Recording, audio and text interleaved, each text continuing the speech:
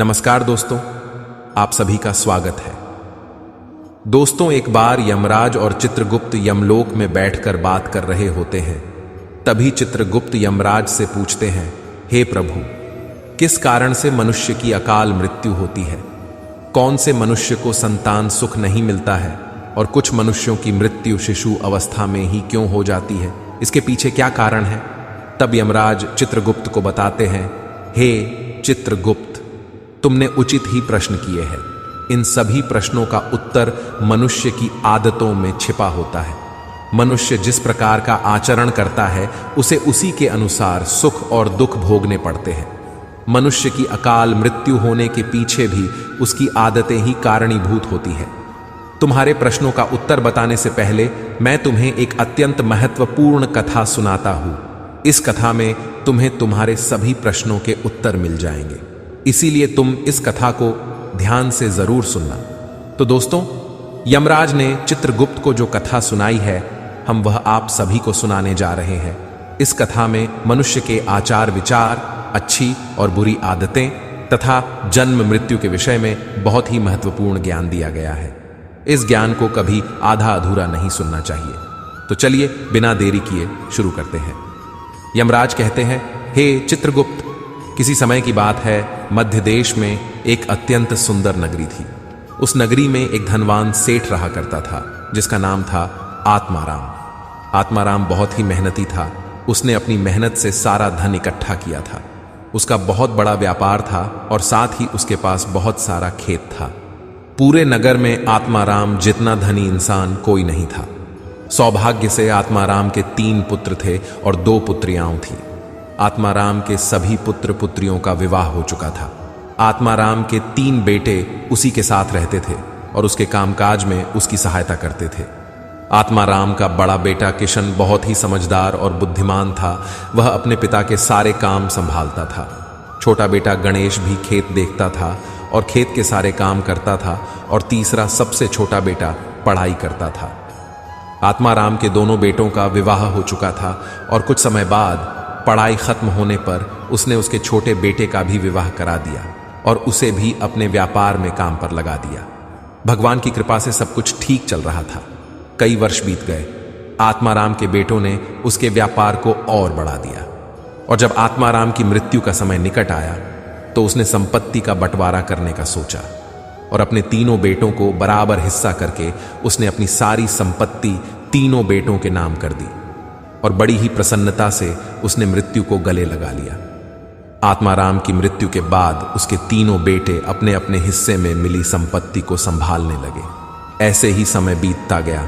आत्माराम के बेटे अपने अपने घर पर हर साल अपने पिता का श्राद्ध करते थे और नदी में जाकर तर्पण भी करते थे, जिससे आत्माराम की आत्मा को शांति मिले।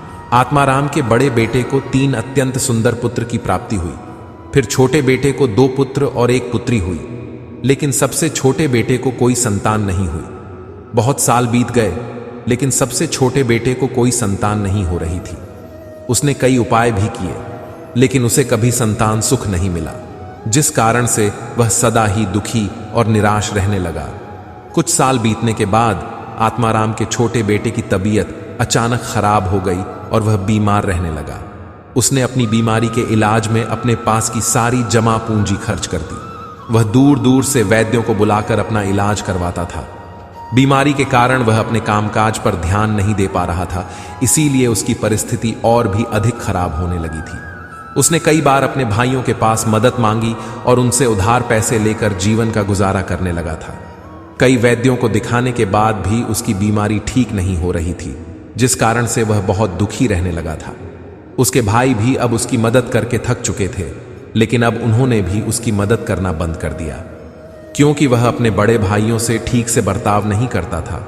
वह अपने भाइयों की उन्नति देखकर जलने लगा था और उनसे द्वेष करने लगा था, जिस कारण से वह और भी अधिक दुखी रहने लगा था। फिर एक दिन अचानक उसकी मृत्यु हो गई और फिर यम के दूत उसे लेने के लिए उसके पास आ गए। यम के दूत उसे घसीटते हुए यमलोक लेकर जाने लगे। फिर यमलोक पहुंचने पर उसे यमराज के सामने लाकर खड़ा कर दिया गया। वहां पर जाने के बाद वह छोटा बेटा रोता हुआ यमराज से पूछने लगा, हे यमराज, मैंने ऐसा कौन सा पाप किया है जिससे मुझे ये दिन देखने पड़े। मैं तो कितना अच्छा भला इंसान था, लेकिन किस कारण से मुझे अचानक रोगों ने ग्रसित कर दिया? किस कारण से मेरा सब कुछ नष्ट हो गया? ऐसा मैंने कौन सा पाप किया है? फिर यमराज कहते हैं, अरे मूर्ख, तूने अपने जीवन में बहुत पाप किए हैं। तेरी बुरी आदतों के कारण ही तुझे ये दिन देखने पड़ रहे हैं। तेरी अकाल मृत्यु का कारण भी तू खुद ही है। अब मैं तुम्हें बताता हूं कि तूने शास्त्रों के कौन से नियमों का उल्लंघन किया है, जिस कारण से तेरी दुर्दशा हुई है। जो भी मनुष्य शास्त्रों के नियमों का उल्लंघन करता है, उसकी भी दशा तेरे जैसी ही होती है। यमराज उस छोटे बेटे से कहते हैं, मनुष्य को हमेशा अपने 5 अंगों को साफ करके ही भोजन करना चाहिए। दोनों पैरों को तथा दोनों हाथों को और अपने मुख को जल से अच्छी तरह से स्वच्छ करके ही भोजन करना उचित होता है। इससे मनुष्य के शरीर से रोग दूर रहते हैं और व्यक्ति दीर्घायु बन जाता है। किंतु तूने तो बिना स्नान किए ही भोजन किया है। यमराज कहते हैं, भोजन शुरू करने से पूर्व उस भोजन के लिए भगवान को धन्यवाद देना चाहिए और संसार के समस्त प्राणियों को भोजन प्रदान करने की प्रार्थना करनी चाहिए। इस प्रकार से अन्न देवता को प्रणाम करके भोजन करने से मनुष्य को कोई पाप नहीं लगता है। लेकिन तूने ऐसा कोई भी कार्य नहीं किया। तूने कभी ईश्वर का धन्यवाद नहीं किया। तूने कभी प्राणियों को भोजन नहीं दिया, कभी द्वार पर आए भिक्षुक को अन्न नहीं दिया। इसी कारण तेरी यह दुर्गति हुई है। यमराज कहते हैं, जमीन पर बैठकर भोजन करना ही श्रेष्ठ होता है। बिस्तर पर बैठकर भोजन करने से मनुष्य के शरीर में रोग उत्पन्न होते हैं और उसकी आयु कम हो जाती है। तू बड़े आराम से बिस्तर पर बैठकर भोजन करता था, इसी कारण से तेरे शरीर में रोग निर्माण हुए। शास्त्र कहते हैं कि दहलीज पर बैठकर भी भोजन नहीं करना चाहिए, किंतु तूने इस नियम का भी पालन नहीं किए, जिससे तेरी धन संपत्ति भी नष्ट हो गई। दहलीज पर बैठकर भोजन करने से धन का नाश होता है। यमराज कहते हैं, 3 प्रकार का भोजन मनुष्य को ना ही करना चाहिए। जिस भोजन के ऊपर से कोई पैर रखकर चला गया हो अथवा कोई व्यक्ति भोजन को ला कर गया हो, ऐसे भोजन को कभी खाना नहीं चाहिए। ऐसा भोजन अशुद्ध हो जाता है।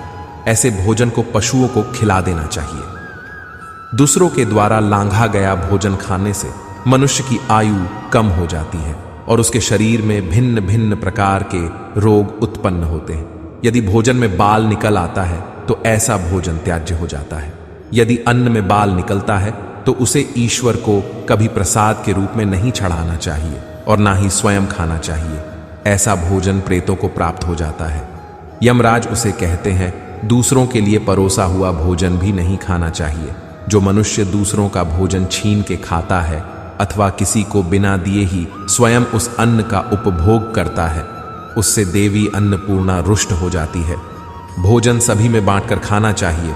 दूसरों के हिस्से का भोजन करने से मनुष्य के पुण्य कर्म नष्ट हो जाते हैं, लेकिन तूने इनमें से किसी भी नियम का पालन नहीं किया। इसी कारण से तेरी आयु कम हो गई। शास्त्रों के अनुसार दिन के समय में मनुष्य को उत्तर की ओर मुख करके मल मूत्र का त्याग करना चाहिए। यदि रात्रि के समय मल मूत्र का त्याग करना हो तो दक्षिण की ओर मुख करके करना चाहिए। मल मूत्र का त्याग करते समय हमेशा अपने सिर को ढककर रखना चाहिए। किसी भी पेड़ के नीचे, कुएं के पास, नदी के किनारे के पास, गौशाला के पास, देव मंदिर, अग्नि के पास तथा शमशान भूमि के पास कभी मल मूत्र का त्याग नहीं करना चाहिए। शास्त्रों में कहा गया है, खड़े होकर भी मल मूत्र का त्याग नहीं करना चाहिए। इससे शरीर में रोग और विकार निर्माण होते हैं। इसके साथ ही पूरी तरह से निर्वस्त्र होकर भी मल मूत्र का त्याग नहीं करना चाहिए। चलते चलते कभी पेशाब नहीं करना चाहिए। इससे जीवन में दुर्भाग्य आता है। जूते पहनकर, छाता लगाकर भी मल मूत्र का त्याग करना अनुचित माना जाता है।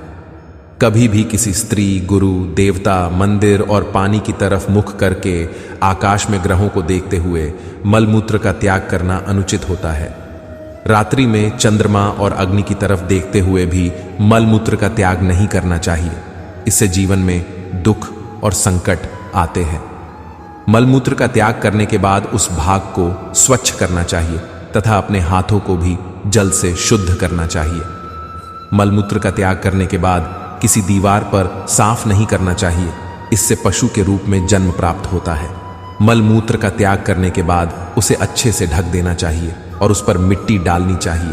ताकि कोई पशु उसे खाए नहीं। यमराज कहते हैं, मनुष्य को कभी निर्वस्त्र होकर स्नान नहीं करना चाहिए, इससे पितृदेव रुष्ट हो जाते हैं। पितृदेव रुष्ट हो जाने पर मनुष्य अपना सब कुछ खो बैठता है, किंतु तूने सदैव ही निर्वस्त्र होकर ही स्नान किया है, जिस कारण से तेरे पितृ भी तुझसे नाराज थे। इस प्रकार से यमराज उस छोटे बेटे को बहुत सारा ज्ञान देते हैं और यमदूतों से कहकर उसे नरक ले जाने की आज्ञा देते हैं। तो दोस्तों, इस प्रकार से मनुष्य को कभी शास्त्रों के नियमों का उल्लंघन नहीं करना चाहिए। यमराज ने चित्रगुप्त को जो ज्ञान दिया है वह अत्यंत महत्वपूर्ण है। उम्मीद है आपको यह जानकारी अच्छी लगी होगी। वीडियो को लाइक जरूर करें। ऐसी ही आध्यात्मिक जानकारी वाले वीडियो देखने के लिए चैनल को सब्सक्राइब करें और कमेंट में जय श्री कृष्ण अवश्य लिखें। आप सभी का धन्यवाद।